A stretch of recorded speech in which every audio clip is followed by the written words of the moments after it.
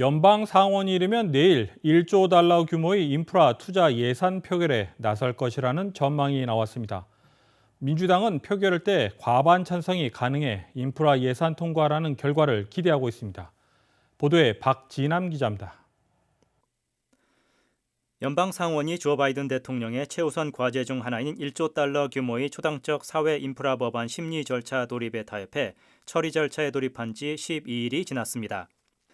상원 의원들은 지난주에 2,700페이지 분량의 패키지에 대한 거의 24개의 수정안을 처리했지만 지금까지 그 틀을 크게 바꾼 것은 없습니다.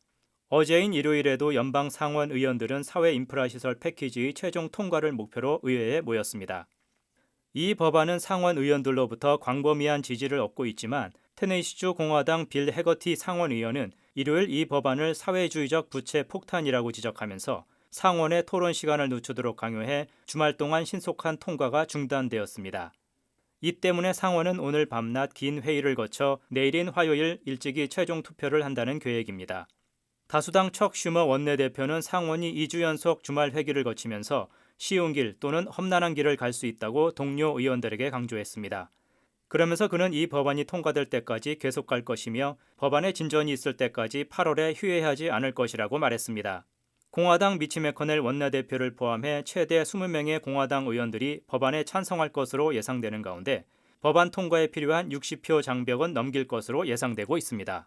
한편 사회 인프라 법안 투표가 끝나면 상원 의원은 즉시 3조 5천억 달러 규모의 보육, 노인 돌봄 및 기타 프로그램에 대한 인적 인프라에 대한 예산 심의에 돌아갈 예정입니다. 하지만 인적 인프라 법안에 대해서는 공화당이 강하게 반발하고 있어 민주당만의 독자 가결 쪽으로 가닥이 잡히고 있습니다. 하원은 현재 휴회 중이며 9월경에 바이든 인프라 패키지 두 법안 모두를 고려할 것으로 예상됩니다. KTN 뉴스 박진남입니다. 연방질병통제예방센터 CDC는 백신 접종을 모두 완료한 사람들에게 추가 접종을 실시하는 이른바 부스터샷 접종이 미국에서 약 900건이 넘는 것으로 추산하고 있습니다. 아직 연방식품의약청 FDA에서 부스터샷에 대한 논의가 진행 중이지만 승인은 아직 나오지 않은 상태입니다. 보도에 김상은 기자입니다. 이스라엘에서 코로나19 백신 3차 접종을 가장 먼저 시작하면서 부스터샷 필요성에 대한 논의가 이어지고 있습니다. 연방식품의약청 FDA는 미국의 부스터샷 승인을 아직 내리진 않았습니다. 하지만 연방질병통제예방센터 CDC가 내놓은 데이터에 따르면 미국 내 코로나19 백신 3차를 접종한 사람이 약 900명가량 된다고 조사됐습니다.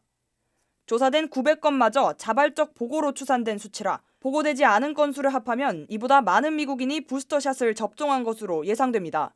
다만 이 자료만으로 이들이 부스터샷을 목적으로 추가 접종을 했다고 단정 지을 수는 없다고 AP통신이 보도했습니다. FDA는 이번 달 안에 CDC가 내놓은 데이터를 검토해 면역이 낮은 계층을 위한 추가 접종을 긴급 허용할 방안을 논의 중이라고 전했습니다. 한편 이미 이스라엘은 면역이 약한 고령자에게 화이자 바이오엔텍 코로나 바이러스 백신 3차를 접종을 하고 있습니다. 독일은 또한 고령자와 면역 저하자에게 아스트라제네카 백신 또는 존슨앤존슨 얀센 백신을 맞은 사람들에게 부스터샷을 제공할 것이라고 밝혔습니다. KTN 뉴스 김상은입니다. 민주평통 애틀랜타 협의회 제19기 정기총회가 8일 소레스타 호텔에서 열렸습니다.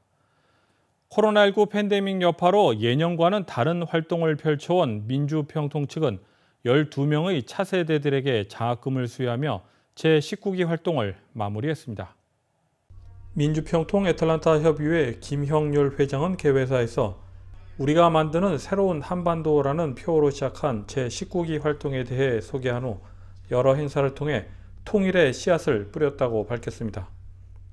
주 애틀랜타 총영사관의 박윤주 총영사는 축사를 통해 공공외교 분야의 한 축을 담당하고 있는 자문위원들의 활동이 어느 때보다 절실한 시기라며 민간 외교 분야와 동남부 한인사회의 구심점 역할을 해달라고 당부했습니다.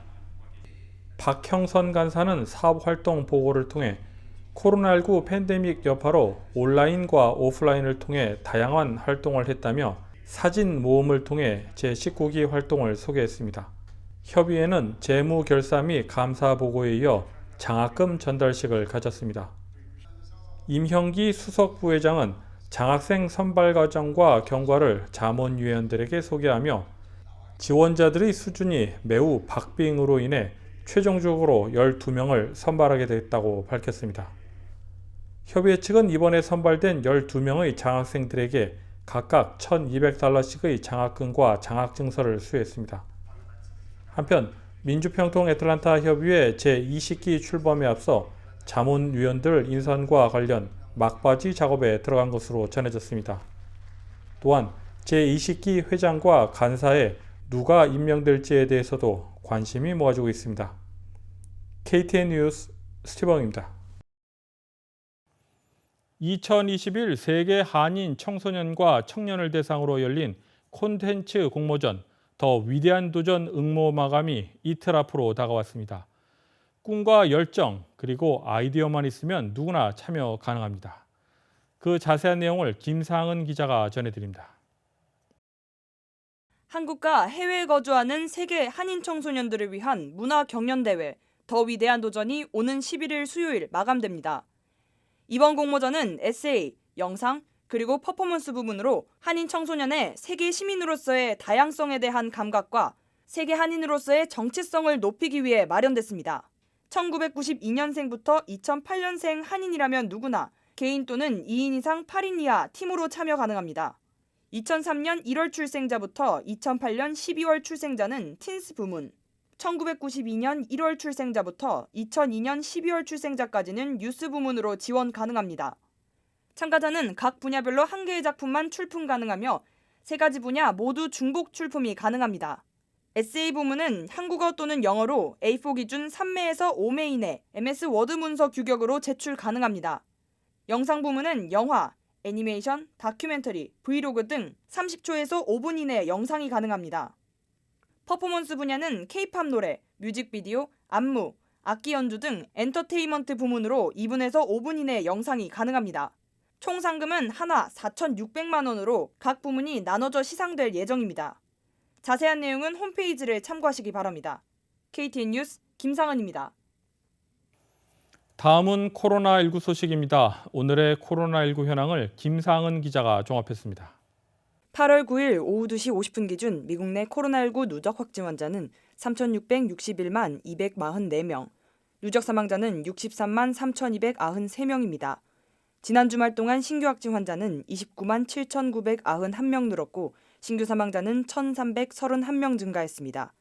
주별 누적 확진 환자는 캘리포니아, 텍사스, 플로리다, 뉴욕, 일리노이 순으로 많습니다. 주별 누적 사망자는 캘리포니아, 뉴욕, 텍사스, 플로리다, 펜실베니아 순으로 많습니다. 다음은 조지아주 코로나19 현황입니다. 오후 2시 50분 집계에 따르면 조지아주의 누적 확진 환자는 96만 3,802명, 누적 사망자는 18,856명으로 집계됐습니다. 신규 확진 환자는 9,932명 증가했고 신규 사망자는 27명 증가했습니다. 다음은 카운티별 집계입니다. 귀넷 카운티 누적 확진 환자 91만 541명, 누적 사망자는 1,141명입니다. 지난 금요일 대비 신규 확진 환자는 529명 증가했고 신규 사망자는 없습니다. 풀턴 카운티 누적 확진 환자 90만 69명, 누적 사망자는 1,386명입니다. 신규 확진 환자는 941명 증가했고 신규 사망자는 1명 늘었습니다. 이상 오늘의 코로나19 현황이었습니다.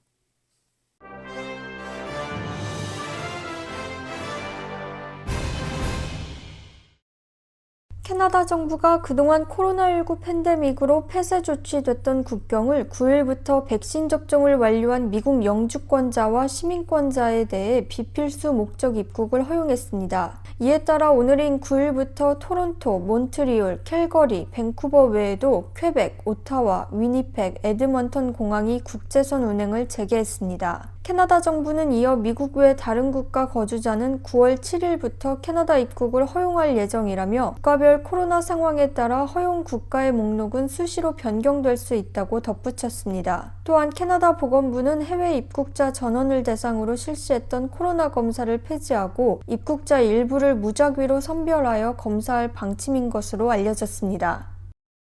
한국 법무부는 8.15 광복절을 맞아 이재용 삼성전자 부회장을 포함한 810명 가석방을 승인했습니다. 박범계 법무장관은 코로나19 장기화로 인한 국가적 경제 상황과 글로벌 경제 환경을 고려해 이 부회장을 가석방 대상에 포함했다고 전했습니다. 주요 외신들은 여전히 한국의 재벌에 대한 특혜가 이어지고 있다고 지적했습니다. 한편 재벌의 독점을 억제하고 수장을 사면하는 문화를 없애겠다고 한 문재인 대통령의 개혁주의 이미지를 손상시켰다는 분석도 내놓았습니다.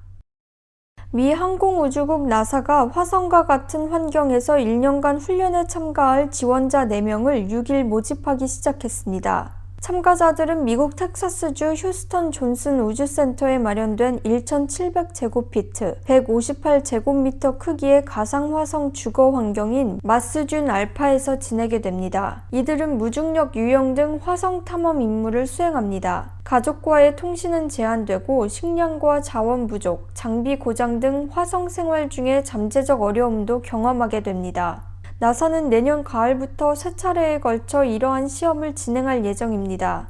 나사 소속 과학자는 화성 환경에서 인간이 어떻게 반응하는지 알고자 한다고 설명했습니다. 지원자는 30에서 55살 사이 신체 건강한 미국 시민이나 영주권자로 이공계 석사 학위를 갖거나 조종사이어야 합니다. 이상으로 8월 9일 KTN 뉴스를 모두 마칩니다. 시청해주신 여러분 고맙습니다.